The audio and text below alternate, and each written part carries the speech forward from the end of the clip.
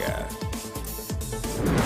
Bueno, el 21 de agosto el abogado Luis Hermosilla y otras 4 personas van a ser formalizadas en el marco de la investigación del caso Audios. Entre los delitos que serán imputados está el cohecho, el soborno y el lavado de activos. Para poder conversar y entender mejor sobre este tema ya estamos en contacto con Lía Rojas, abogada de la Universidad Central y directora de Rojas Abogados. ¿Cómo estás, Lía? Muy buenas tardes y muchas gracias por este contacto. Muy buenas tardes, Florencia. Gracias a ti por el contacto. Bueno, Lía, cuéntame, ¿qué se puede esperar considerando que la Fiscalía solicitó entonces la formalización de Luis Hermosilla y de las otras 4 personas, pero por los delitos de soborno y blanqueo de capitales? Sí, lo que todos están esperando en realidad es que el Ministerio Público, y seguramente lo va a hacer así en la audiencia de formalización, pueda pedir la prisión preventiva, por lo menos respecto de los imputados Luis Hermosilla. Claro, eso principalmente también porque la Fiscalía acusó que los delitos se fueron consumados y reiterados, ¿verdad?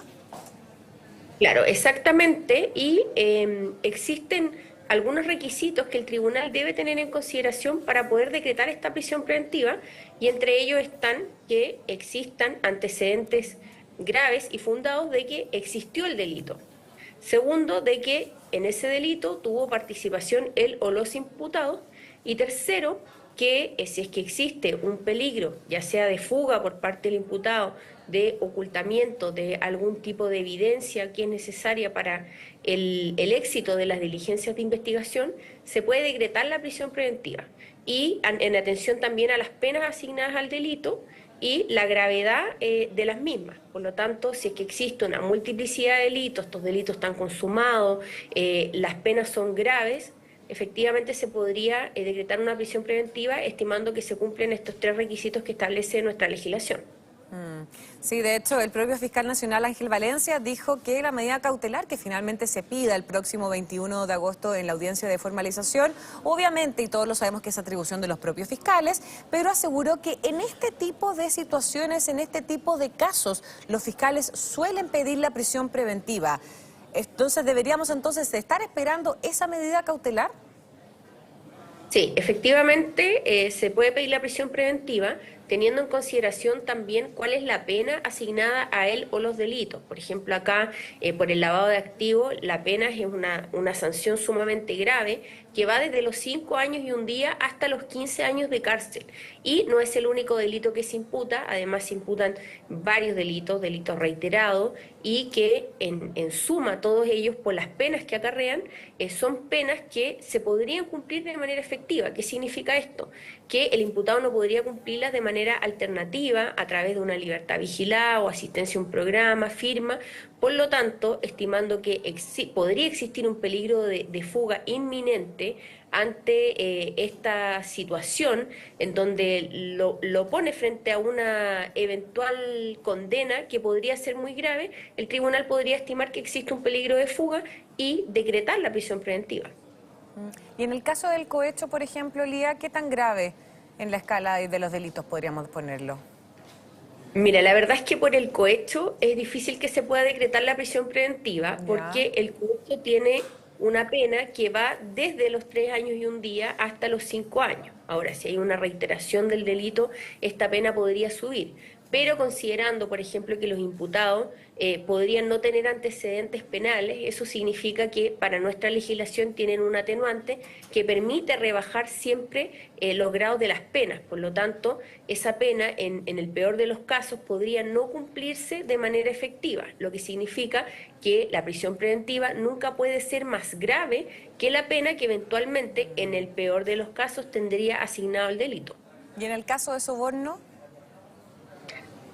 Lo que pasa es que en el caso de soborno es lo mismo, porque la Ya. pena se podría cumplir de una manera alternativa. El tema aquí es que la gravedad está dada por la multiplicidad de delitos, porque no solamente tenemos el delito de soborno que lo comete el particular hacia un funcionario público y el delito de cohecho lo comete el funcionario público que acepta ese soborno.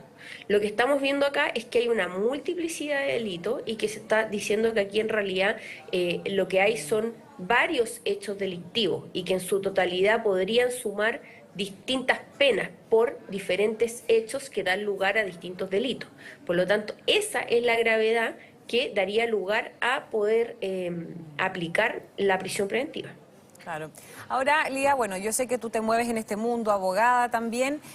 ¿Esto marcaría un precedente en el caso de que Luis Hermosilla quedara con prisión preventiva? ¿Marcaría un precedente en el sentido de que todos sabemos la connotación, la influencia y la importancia que ha tenido en los casos más quizás polémicos, podríamos decir, o controvertidos que ha tenido Luis Hermosilla, ¿no?